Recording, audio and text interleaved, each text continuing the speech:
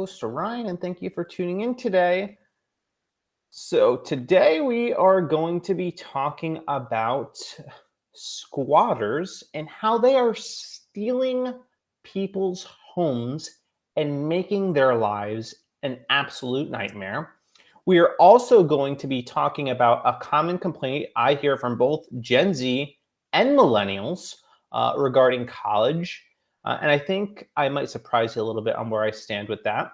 And then we'll also be covering some Dr. Phil clips that have been making around, one where he was on The View, and then another where he is on Joe Rogan's podcast talking about gender theory.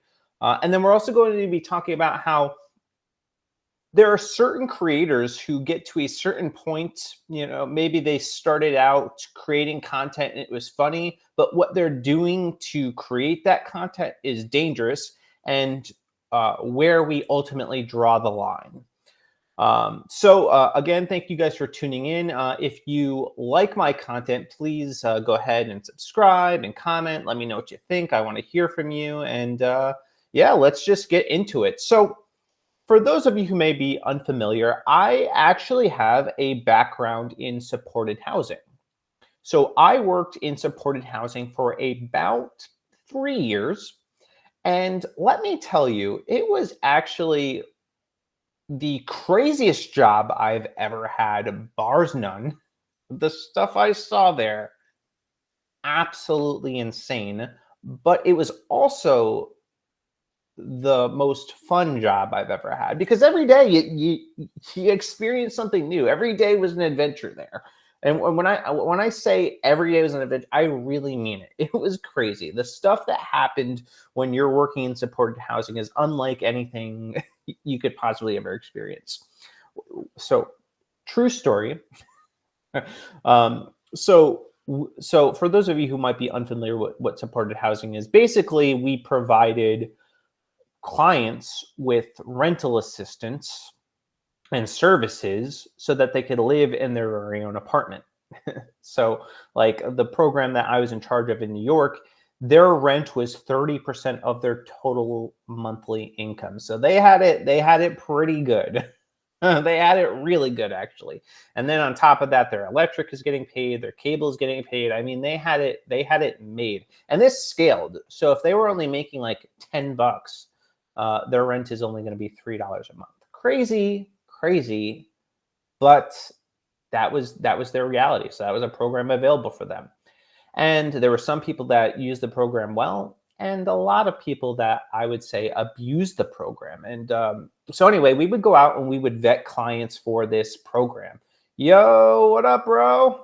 What up, chat? So we would vet clients for this program. And one of the people that I worked with, they went out to vet a client, and they come back and they're like, "Oh my God, this was a horror story." When we went to vet this client, they said the apartment smelled, and then they saw a roach crawl this lady's shoulder while they're vetting her to see if she'd be a good fit for the program.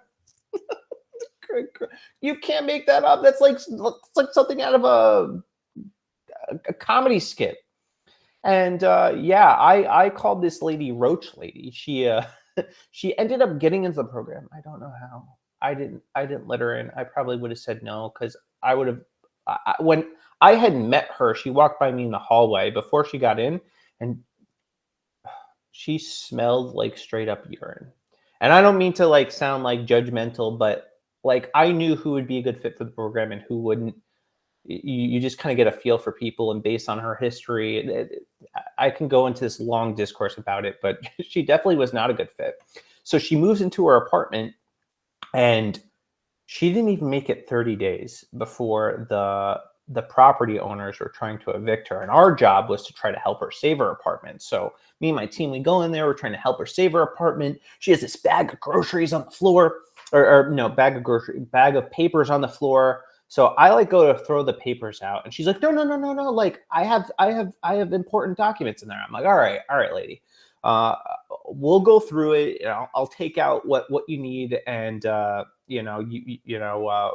then we'll throw out the rest. Guys, I'm getting skeeved out thinking of this.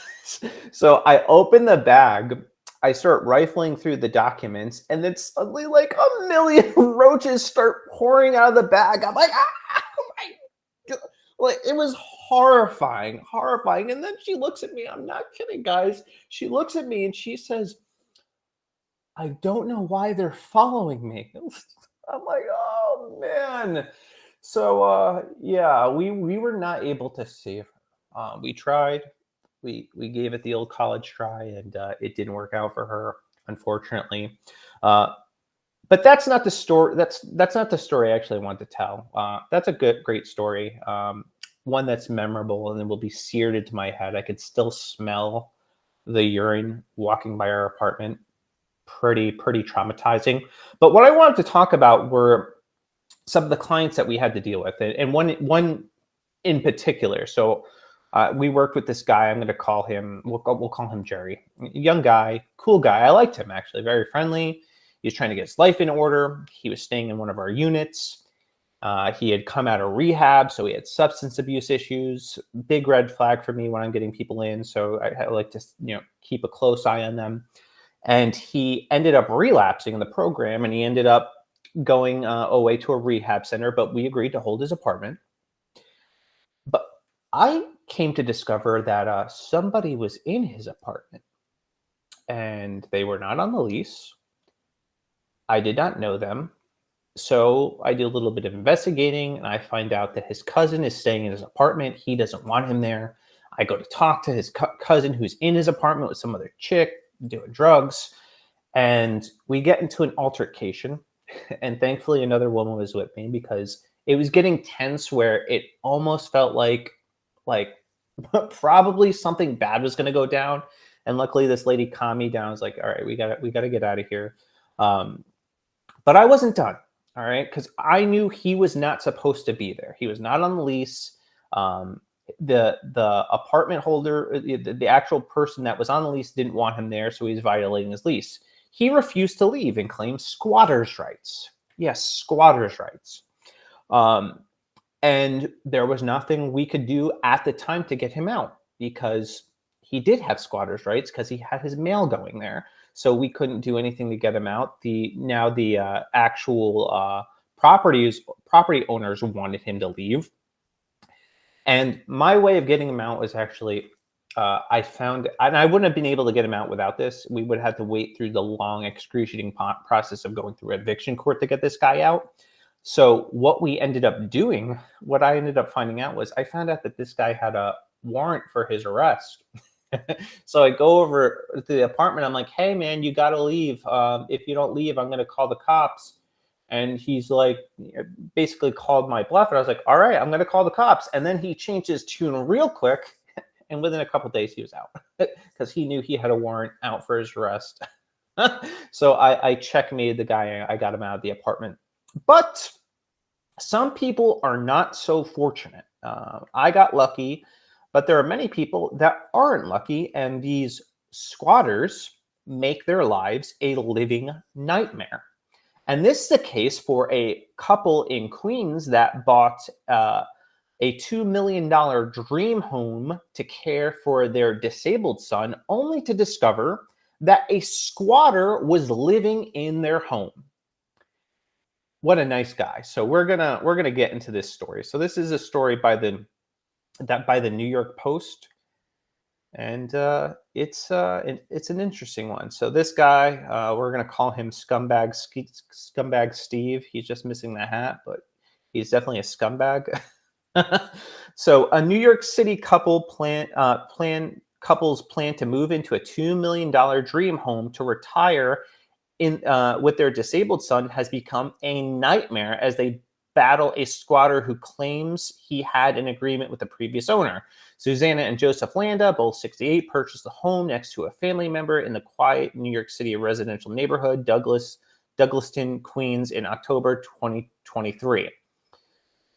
All right. Close to relatives, the location was perfect for their son, Alex, who has Down syndrome and could be easily looked after if something were to ever happen to the couple. I just want to know that I can die tomorrow and he's next to his brother, Susanna Landa told the outlet Wednesday. The couple, however, has yet to move into the multi-million-dollar home 4 months after signing the deed as they try to get rid of the squatter, Brett Flores. Now, their first mistake was buying a second home in New York. I mean, it's New York. That place is a dystopian nightmare. So I don't, and I'm from New York, so I can say that. I could say that with the utmost confidence. So they go on to say it has become a nightmare, a total nightmare. Joseph told the outlet Wednesday. Flores, 32, was hired on at $3,000 a week salary by the former homeowner as his caretaker until the man died in 2023. Court documents obtained, according to court documents, the squatters claims to have a license from the dead former owner to stay in the house. And they said we couldn't believe it. We could not believe it. So he ends up living in this home after this guy dies and basically claims it as his own and is giving this couple a difficult time trying to get him out.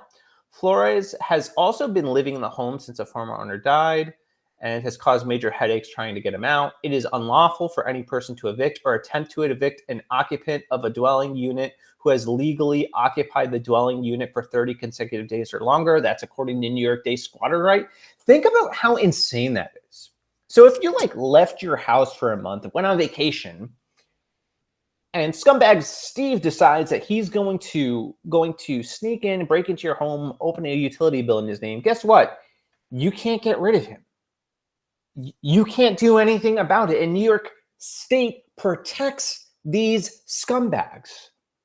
And this is not exclusive to New York. This happens in other places. And I cannot comprehend how this is legal and how people are allowed to do this. This law is broken. See, if I were in charge of making the laws and I discovered somebody in my home that does not belong there, I should have the legal right to end their life. That may sound harsh, but you're an unauthorized person, stranger, in my home. I don't know who you are. I don't know a thing about you. All I know is that you don't belong there. And if you refuse to leave, then I should be allowed to take matters in my own hands. Just saying. And to make it biblical, I can do it at night. There's a law in the Bible that actually lets you practice self-defense if somebody breaks into your house at night. So, yeah. So the homeowners gave Flores a 10-day notice to leave, and then he tried to enter the property alongside the insurance inspector, but he called the cops on them. So they just continue to go through a nightmare. And you know what the crazy thing is, too? There are actually people that give advice on TikTok on how to occupy somebody's home and get away with it. So I'm going to show you guys real quick a clip by Lauren Southern. This clip is eye-opening. Oh, wait. Give me 1 second. Let me get that up. Sure. All right. Here we go. The eternal free rent scam. Maybe you've seen people doing this in your neighborhood in real life, but here's how they get away with it in Portland, Oregon. That's how I got a free house in Portland, Oregon, and how you can too. So the first thing I did was find a vacant house that somebody was trying to rent. Next, I looked up how to break into a lockbox without using force. Thanks, YouTube. Next, I forged some documents. This made it look like I had a lease agreement, and I called the utility companies and had the utilities put in my name. I'm not going to pay them, but they don't know that. When the owner showed up, I politely explained that this was my house now, and they need to leave. So they call the police, and I show them my lease agreement and the utility bills, and they tell the owner that this is a civil matter, and they've got to sue me. This made the owner super angry, so she lawyers up and tries to evict me. Of course, I can't afford a lawyer, so I call up a tenant advocacy group who gives me a lawyer that's 100% free and funded by taxpayers. So my out-of-pocket is still $0. So this lawyer fights on my behalf for months and months, really driving the owner crazy and costing her tens of thousands of dollars. Finally, the owner decided it would be cheaper to just give me a chunk of cash to leave rather than continue paying the lawyer. So she writes me a check for $10K and I move out. I didn't even have to clean the place up, and that's a good thing because I do a lot of drugs and the house looks every bit of it. Still no thank you note for aerating the walls, but whatever. So I just got 9 months of free rent in a house that otherwise would have cost me $3,000 a month, plus a nice cash for keys check. And I wasn't even charged with anything. I always thought that stealing was wrong, but it turns out if you steal a house, it's not even against the law here. Now, I do think the guy that's actually doing this video is like maybe reenacting a scenario. I don't think he actually or doing like a satirical take on this, but he's highlighting a real thing. There are like really people on TikTok that give you advice, or on YouTube, on how to steal people's homes. Insanity, just insanity. And I've seen people exploiting the squatters' rights, and I just. It boggles my mind how this can even be possible. I remember seeing one video of a woman who had someone stuck living with her, and she couldn't get rid of her, and they didn't know what to do, and she just that it was what it was. And then during the pandemic, they made things even worse, where you couldn't evict people. You just couldn't do it. There was a moratorium, so they completely and totally eliminated the rights of the property owners. They had no rights, and they gave complete rights to scumbags. Didn't matter if they paid you rent, didn't matter if they were destroying your apartment, didn't matter if they were dealing drugs to your neighbors, didn't matter if they had vicious, violent dogs, didn't matter if they were in a gang. None of that mattered. They could completely do whatever they wanted and go unchallenged. And this is something that I really think just needs to be fixed. I don't know the situation, how to fix it.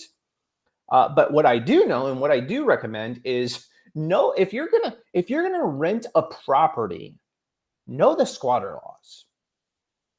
If you're gonna rent something out, know how the laws are stacked against you, and then maybe not do that. Or install like a sentry turret on your on your porch to stop anybody that's trying to break into your house. I don't know, man. It's insane to me that this is a thing. It's insane to me that there are people on YouTube that make videos bragging about it. It's insane to me that I've seen it with my own two eyes.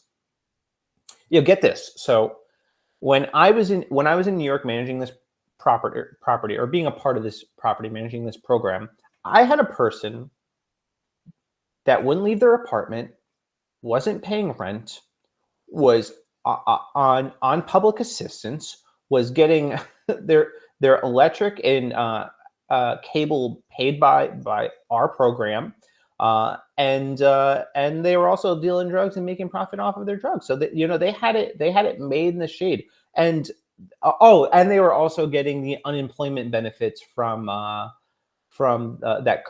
COVID. So they were getting all these crazy benefits, and they had zero incentive to leave. I mean, I don't blame them. I understand why, because they're basically getting paid to live rent free. Like, why wouldn't you do it? I mean, I'm not a scumbag, so I wouldn't do it, but I understand why people would do it. And I can't comprehend how this is a thing. We need to change this law fast, because it's a problem, and it makes the prospect of buying a home just to rent for rental property out of the question for me. My mom's thinking of selling her home in New York or renting it out. I was like, nah, don't do that. New York is stacked against you. It's not going to help. All right. So next story. So I'm sure some of you guys have seen this video making the rounds. Let's just watch. Does anyone else just work their ass off for like the last 3 or 4 years for like a college degree, and now you have a job that you hate and you still can't afford life, and you're still fucking miserable, and you can't pay any of your bills, and you can't live in the house that you imagine, and you just feel lied to because you thought that if you just went to college and got a degree, you'd be able to afford a house? And like, things that make you happy, but yet you're still barely can afford groceries or clothes or literally anything that makes you happy at all, and you had to spend the whole entire weekend in your bed because you literally don't have any money to go do anything other, like if you buy food you just can't have an entertainment budget. So I'm just wondering if anyone else is dealing with something like this, or if it's just me, because this shit ain't it. Now, there are a lot of people dunking on this girl, making fun of the poor Gen Z girl that can't afford life and telling her to pull herself up by the bootstraps. But I actually sympathize with her.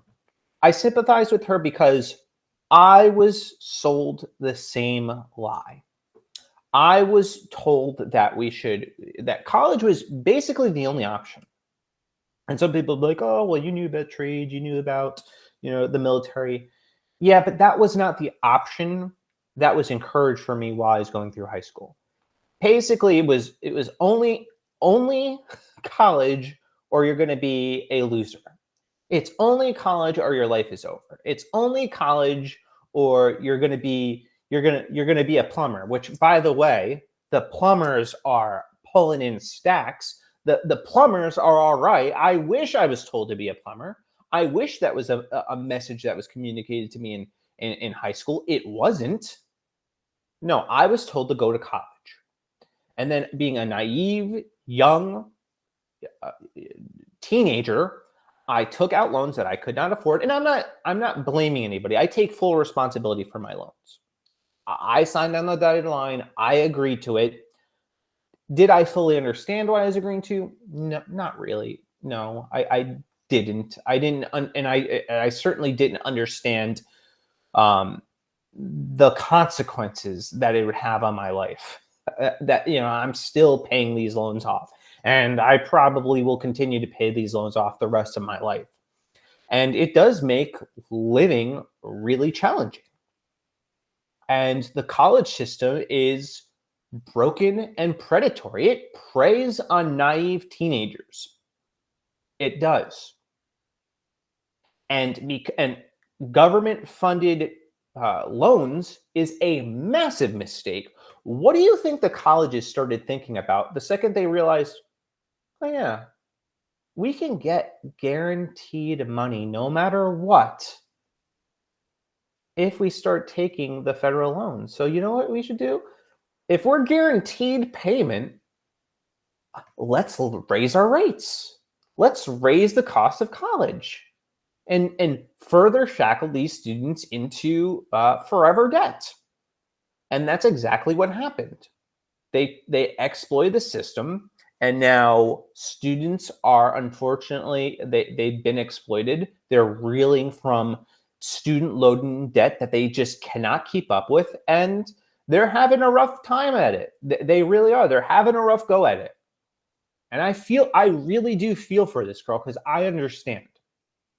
Like, I get it. I'm fortunately in a place where I'm making decent money where me and my wife are kind of just getting by, but we're getting by. We're making it work. We're going to pay back our loans, but I understand. I understand what this girl's going through. It makes sense. And I feel terrible for her and all the other young people that were sold the same lie. That now have worthless college degrees that don't do anything for them. That weren't presented with other options. Had I known what I know now, I would have never gone to college. Now, don't get me wrong. My college experience was great. I went to a Christian university. I met incredible people. It afforded me the opportunity to travel the world, and I had a pretty good education. But had I known what I know now, I probably would have pursued certifications because that has earned me a pretty good salary. Or a trade school. My buddy working in HVAC, the guy is killing it, making well over 6 figures. He's doing all right. But my college-educated peers are drowning in their student loan debt. So I get why they want forgiveness. Do I think it's right that we burden the taxpayers with that? No, I don't. But I understand why they want it. because they were sold the lies. And you want to know who gets off the hook? This is something actually, if any of you listen to Matt Walsh, this is something that he brought to my attention. The colleges, they're the ones that are let off the hook. They're the ones that suffer no repercussions. They're the ones that are raising their rates. And they're going to continue to do it as long as they're guaranteed payment by the federal government. It needs to stop now. It does. We should not be giving loans to people who can't afford it. We should not be giving loans to people who do not have an income, who have no way of paying those loans back. And the investment a college degree used to be isn't what it is today. It's not worth what it was. And here's my solution too for free college. I do think there should be free college, but hear me out, right? Before anyone gets mad. I'm not a socialist.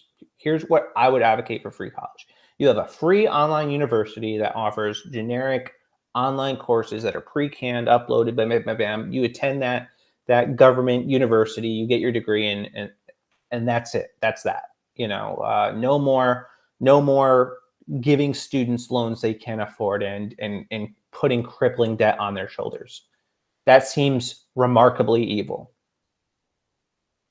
And from what I understand, that you can't even get out of this debt. Like you can't even, it follows you after bankruptcy. Someone fact check me on that, but I'm pretty sure that you cannot get out of student loan debt, which is crazy to me. So yeah, I feel for this girl, and I hope that she finds a way out of it. And I hope more people start waking up to this scam and choosing another path. There are lots of opportunities to make something of yourself. You don't have to immediately go to college. I know that's what your guidance counselor is telling you. I know that's what your parents are telling you. I know all your peers are super excited that they're going to a four-year school. You don't have to go. You have other options. You can pursue a trade. If you're a man, HVAC, good money in that, plumbing, construction, welding, you will kill it. For women, you can go, you could do the same things if you really believe in equal rights. All right. That you could be a beautician. You can go to, cosmetology school, esthetician. I think they do like skincare, sonogram technician. There's other things that you can do, or you can go into IT like I did, and you'll be all right. I mean, maybe for a time, because it's pretty soon AI is going to take all of our jobs, and we're all going to be, like this girl, in destitution, crying about the lot of our life, and rightly so, probably. But there are other options, and I do encourage you to explore them. I wouldn't advise the military at this point, just because it's super woke, and maybe when Trump takes office and there's some reform, then consider it, but not right now. Hold off. All right, next video. Let's go. So this video kind of hit home for me. This next one I'm going to play for you about the baby in the bar. Let's talk about it. Let's play it. You're 22. Get out. I'm 27. Get your baby out of a bar. You guys are idiots. Why would you do that? Why would you do this for kid? He's having fun. No, he's not having fun. You're an idiot. You're an idiot. He won $9,000. Get your kid out of the bar. Jamie, is that your name? No, it's not. Get your kid out of the bar. You have a baby in a bar. She's filming you, and I'm actually gonna call the police. You're bothering him. You're harassing him. They have children. Are you proud in a bar? In a bar. Yeah, I'm going to. Go home, Karen. You're drunk. Real Karen energy from this lady. And she's very clearly drunk. She couldn't get her name. And she's just being obnoxious.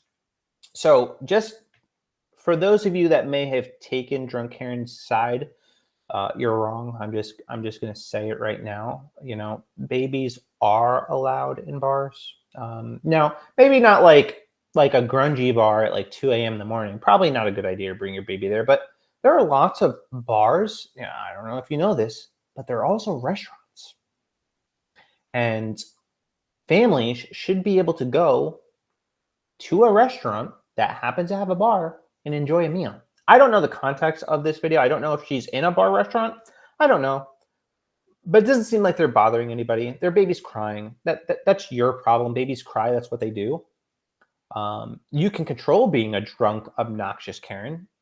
She could do that. She chose not to, and she chose the dark side. She chose the dark path. And I find myself extremely annoyed and aggravated when we try to eliminate children from all spaces. I get it, like if it was a bar where, where it's grungy and that's all it is, probably not a good idea to bring a baby there. And I don't know many parents that would. But restaurant bars, I mean, they're all over the place. Fridays, what am I thinking of? Texas Roadhouse has a bar. All these places have bars. It's just normal part of the restaurant experience. One of my favorite restaurants is a tavern, and they have really good. I don't even go there to drink, but they have booths there, and I like hot wings. So yeah, if I ever have my baby, I'm going in. And people are gonna look at my baby and see how cute she is, and it's gonna be awesome. I'm gonna eat my wings. Me and the baby are going to do shut. I'm just kidding. We're just going to eat our wings and enjoy ourselves, and it shouldn't be an issue. So yeah, I thought this woman was quite obnoxious. Another obnoxious trend that's going around is this trend. You can hit me on my phone anytime you want. Got me going mad when you just say it. Girl, it's a trend. All right. I'm not hating on women with freckles if you have them naturally. I think they can be lovely. It's fine. It's cool. But if you don't have freckles, maybe not a good idea to permanently tattoo your face so that you can cosplay as somebody with freckles. Probably, I'm just going to assume there might be some regrets in their future. They might regret their life choices later when they realize, oh yeah, this can't come off. This is permanent. My face is going to be stuck like this. I'm not saying it's bad. I'm not saying it might not even look fine after the tattoos are done being red. But I do think if you don't have freckles, appreciate the way that God made you. Stop trying to alter your body to conform to a TikTok trend, and be grateful for the skin that you were born into. But instead, these women are going with the trend, and I do suspect, at least half of them are going to come to regret making a life-altering choice. If you're making life-altering choices with your body, you really need to think long and hard about it. And me personally, I would ban this and I would make it illegal. Just like I would make transgenderism illegal, even for adults, I would make that illegal. There's a lot of things that I would make illegal, and this would definitely be it. You can call me a fascist. I don't care. I just think I think it's crazy that we allow people to do this. Also, the people that just get tattoos on their face, that should just be outlawed completely. Like, you look retarded. You look ridiculous. Stop destroying your body. I have 2 tattoos. I regret both of them. I wish I had not done it. And at the time I thought, oh, I'm never going to regret this. Yeah, well, hindsight is one of those things, man. I do. And I don't have bad tattoos or anything like that. I don't look at them. I don't notice them. I just rather have had my regular skin and not altered it in some sort of way. I'm not 100% anti-tattoo, but I think, like, if you're going to get tattoos, definitely don't get them on ever, under any circumstance, on your facial vicinity. Don't do that. Don't get them in places where you can't easily hide them. And people will be like, "Oh, you're a prude," like let them do what they want with their own bodies. Yeah, they can do what they want, but they are going to suffer some consequences. I know we're a little bit more lax, but there's still places that will not allow you, will not hire you, will pass you, whether they say it or not, because you have tattoos on your face. Easily. I have my wife. She works in the restaurant industry. Some fine dining places. I know for a fact that some of these fine dining places are not cool with tattoos. They're not cool with piercings. Cool story my wife told me at that. I'm going to share with you guys because I thought it was awesome. So one of her old employers, they were Albanian, hard Albanians, and they were cool people. Anyway, they hired this girl, and she wouldn't take out her piercing in her nose.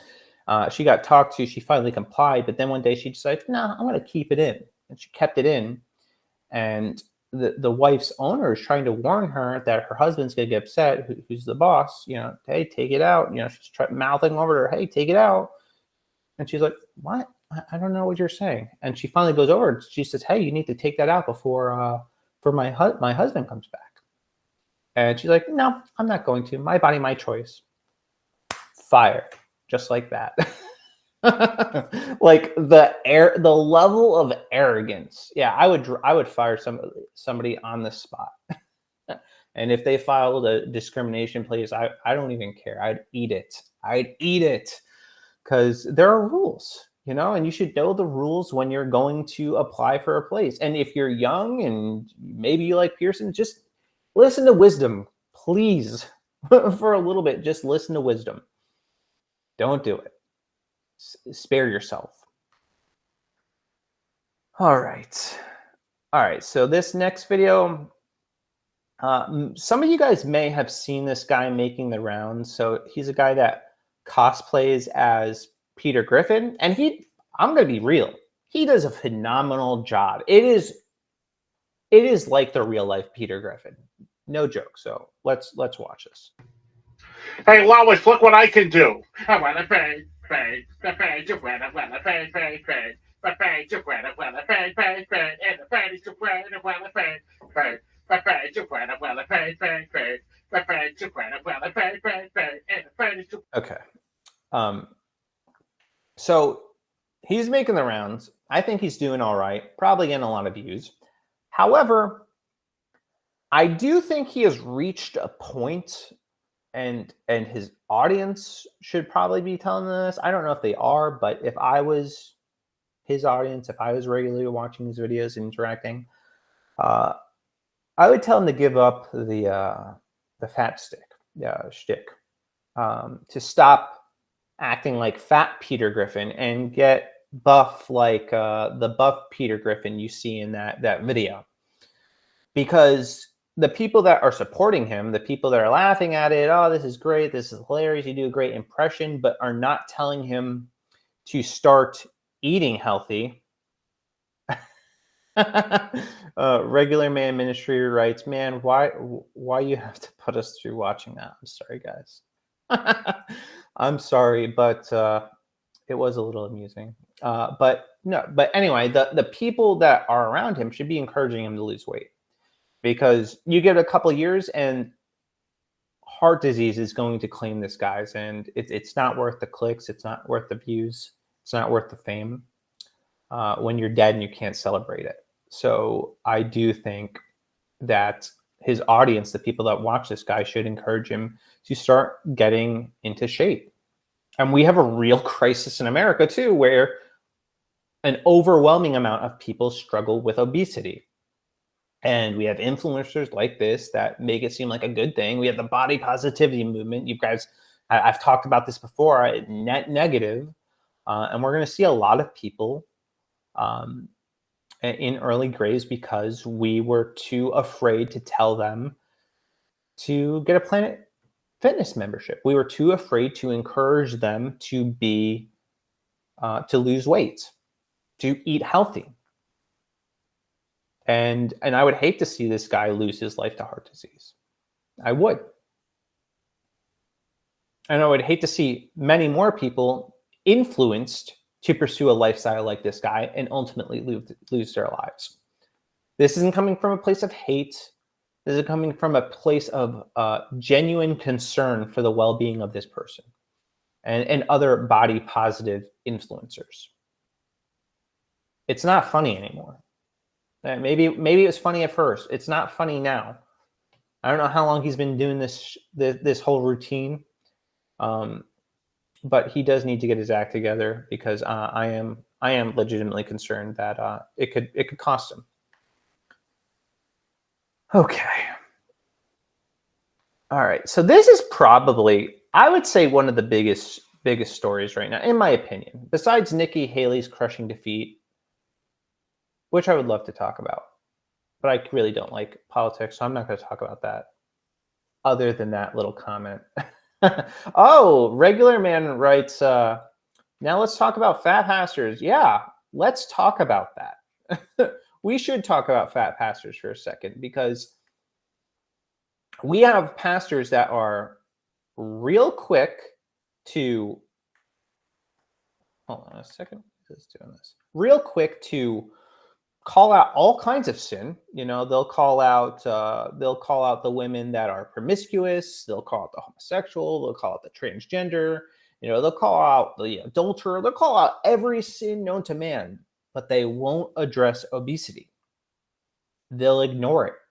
They'll let it fly under the radar. They won't challenge their congregants to lose weight or exercise. And you want to know why? Because many pastors are fat, and many of their congregation is also fat. And they risk alienating their own congregation. But it's a message that needs to be heard, especially when we have large swaths of Americans that are struggling with obesity. This is a message that needs to be preached from the pulpit. I saw a video earlier, and I think they were making fun of a pastor for lifting weights in the pulpit. And normally I would be against that type of thing, but I was like, nah, that's actually good, because they need to see somebody modeling physical fitness. There needs to, honestly, I think churches should have their own gym memberships, really, legitimately. It's that important. You know, and this is something that needs to change culturally. We have like a culture that fosters obesity, and it's a massive problem that is going to put people in their graves. And then we're doing things in society to accommodate these people instead of challenging them to get into shape. But this is no surprise when we have like a transgender man as our secretary of an obese transgender man as our Secretary of Health. It's just bad news bears, man. It's just wild. All right. Let me get off my soapbox for a second. All right. So this study I want to talk about. So the largest multi-country COVID study links vaccines to potential adverse effects. Oh, wait. I feel like this is the wrong story. I grabbed the wrong story, guys. My apologies. So I'm just going to move on to the Dr. Phil stuff, and then I'll comment on the story that I saw. Basically, the story, I don't know if you guys have saw it, the story of COVID being treated like the common cold now. Exactly what we all predicted would happen, exactly what we all anticipated would happen, but we're called crazy for it. What? You think we should treat COVID like a cold? Yes. Yes. Instead of locking down our country and putting people into destitution. Yeah. Instead of crippling our economy and causing social isolation, increased substance abuse, increased drug abuse, hindering children's speech development, instead of doing all the disastrous consequences that we have and trying also to force jab Americans, yeah, I do think we should have treated it like a common cold like we are today. So they're having a revelation that we had when it all started. They're now catching up to things that we were already painfully aware of and should have been obvious right from the beginning. But no, they destroyed everything. They locked us in our homes. It's like, I forgive But I do not forget. I am not going to forget what they did. And I'm not going to let them gaslight us and pretend like it never happened. No, I remember what they did. I remember them saying that we're killing people's grandmas. I remember them trying to force vaccinate us or we lose our jobs. I remember them telling us, basically treating us like lepers. I remember all that. And I'm not going to forget, and neither should you. And finally, we have people like Dr. Phil speaking up about it. So let's watch this clip. So you say you're not the only voice in your kids' ears, so you have to be the best voice. Mm-hmm. Explain that. Well, think about it. In like 08, 09, smartphones came on, and kids they stopped living their lives and started watching people live their lives. And so we saw the big. I do think, I just want to stop right there for a second. I do think that in itself is significant. The way smartphones have impacted the lives of our kids. We don't even fully understand the implications of what these devices have done. We're seeing it.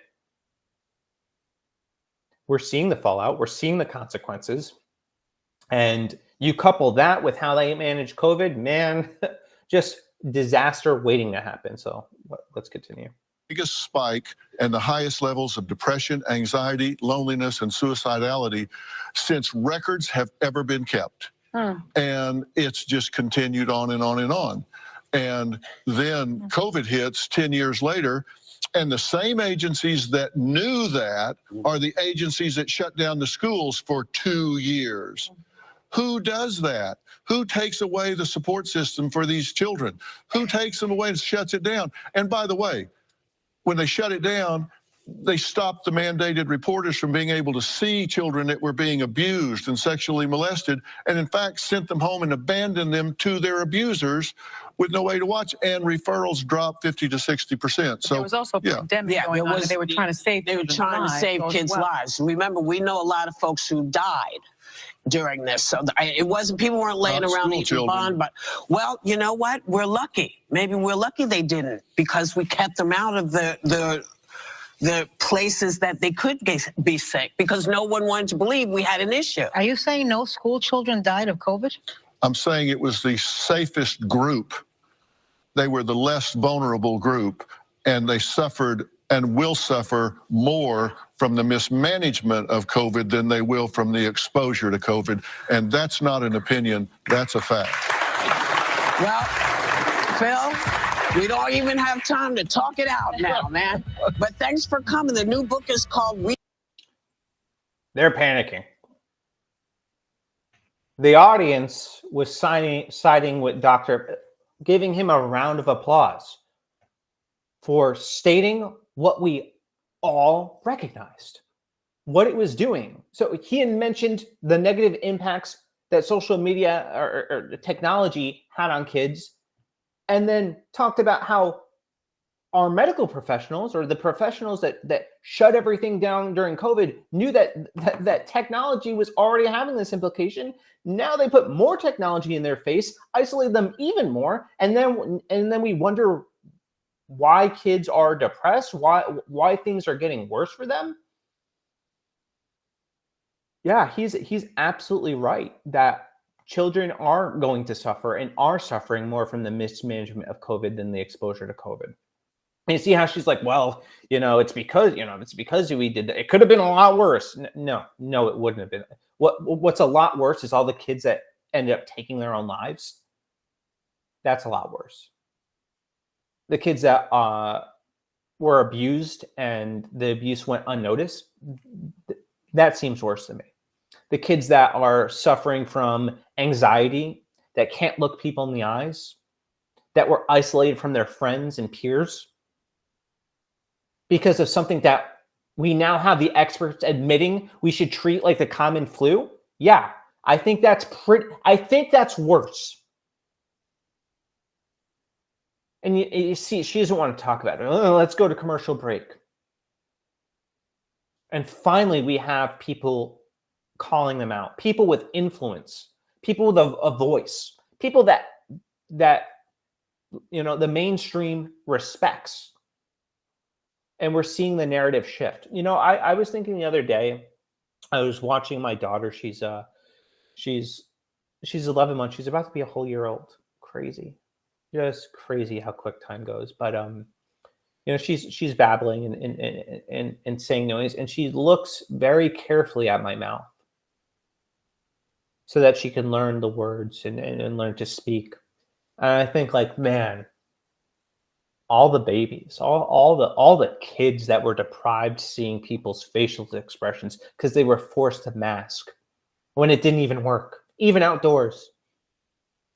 Just crazy how we went so off the rails with COVID and how it really has destroyed people's lives. And now people are finally speaking up. Better late than never, I guess. I'm not going to play this whole clip. I'm going to play another clip of Dr. Phil on Joe Rogan show, talking a little bit about transgenderism. So let's just talk about this briefly. 10, 11, 12, 13 years old, they can't decide which pajamas they want to wear at night. And their reason for doing it is it stops this drive for suicide, that there's a suicide epidemic. It doesn't fix that.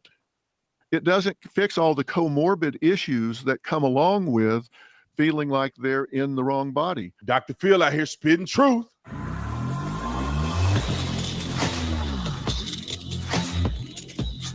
We'll just stop there.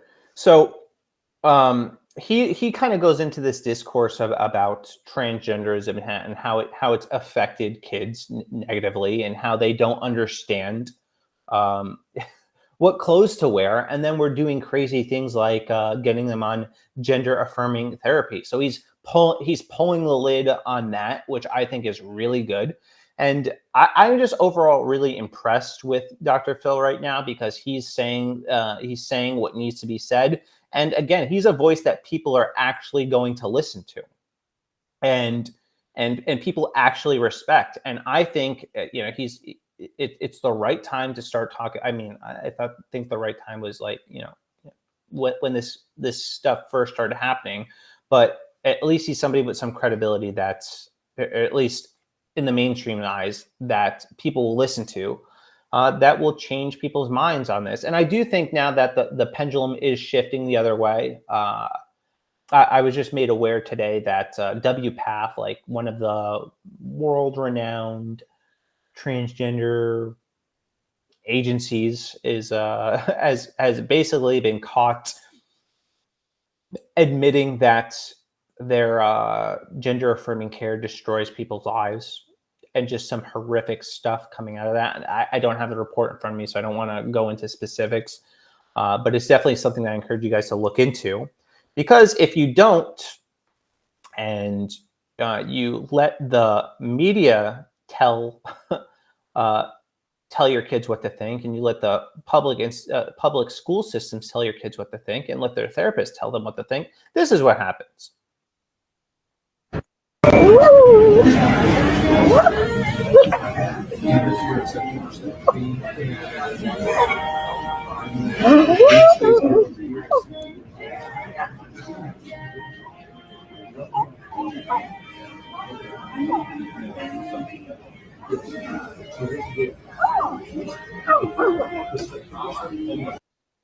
Kid being silly or a crisis, I don't even care. Look, if I had a son and I found out that he was acting like a dog in public, I like you need to get up and take that stupid mask off right now before I slap it off your face. Act like a man. You're a man, not a dog. If I found it in the house, you'd have to get rid of it, or you'd have to leave. I'm not even kidding. Like I would not be okay with this.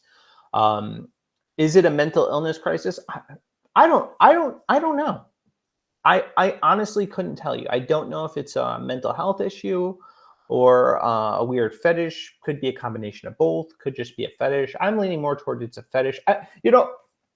One thing that I try not to do is blame everything on mental illness, because I feel like it's a good scapegoat. Well, my mental illness made me do it. No, maybe you're just evil. Maybe you're just degenerate. Maybe you just like sexually immoral things. And maybe you should take responsibility for what you're doing and stop doing it instead of blaming it on mental illness. So yeah. And I thought this video was great. This guy is all of us.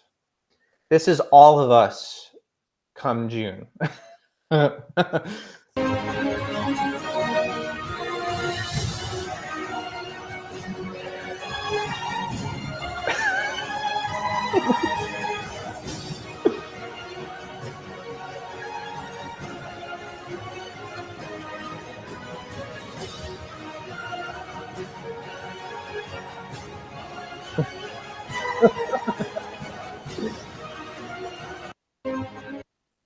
So I've never listened to this clip with sound until just now, and the audio just makes it that much better.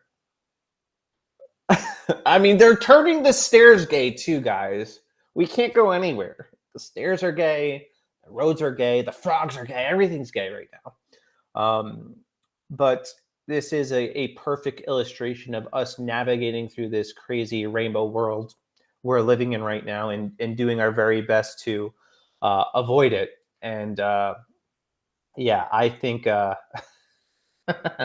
think it's I think what this guy did is great, and I do think it's a really good illustration for where we are at right now in culture, because things are crazy, and it's very hard to avoid.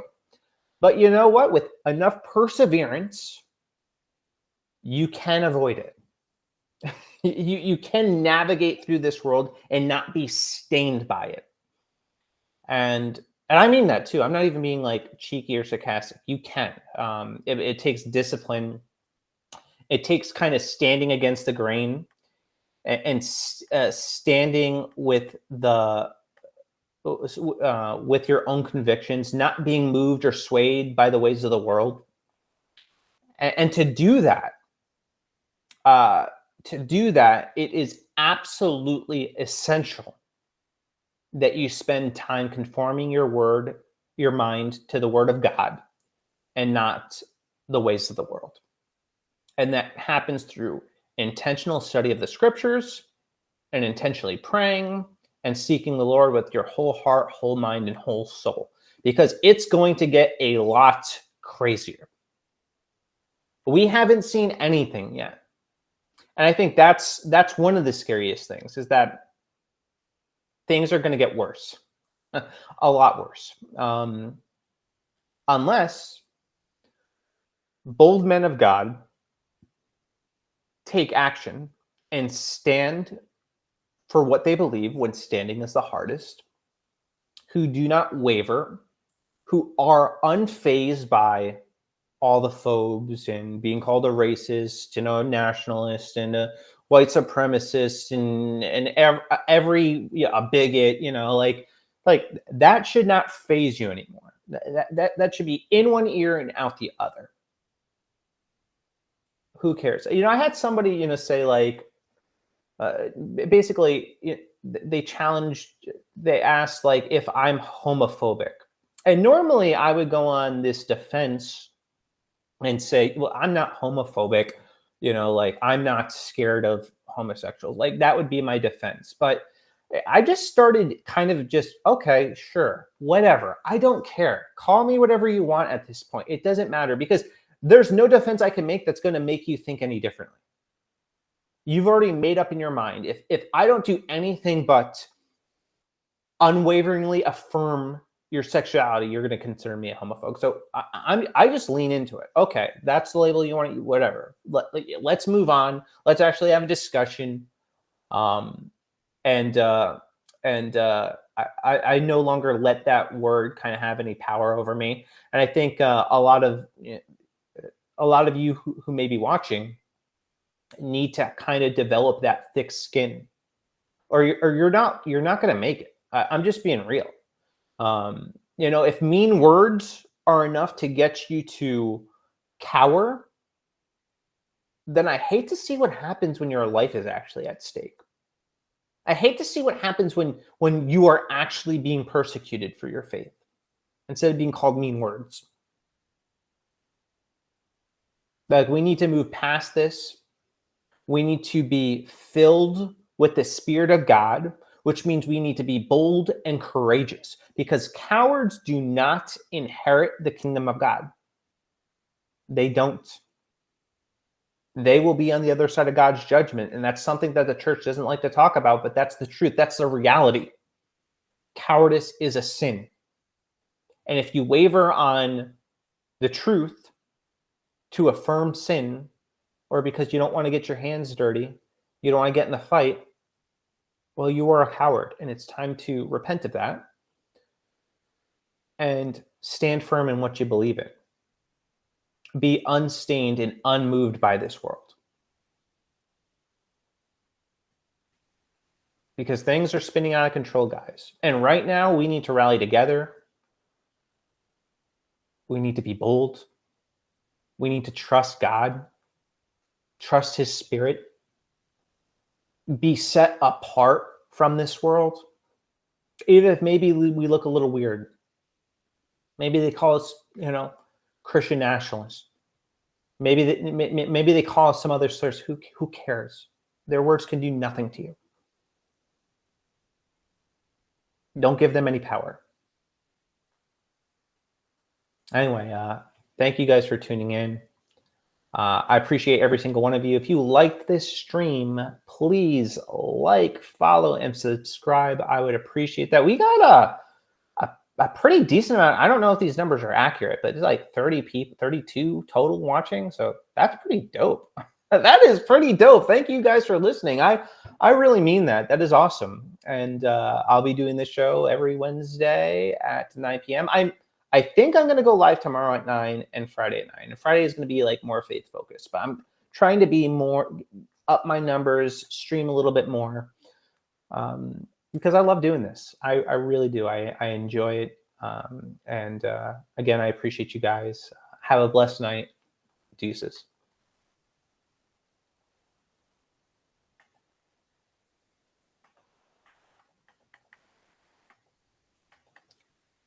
It's not letting me on the stream.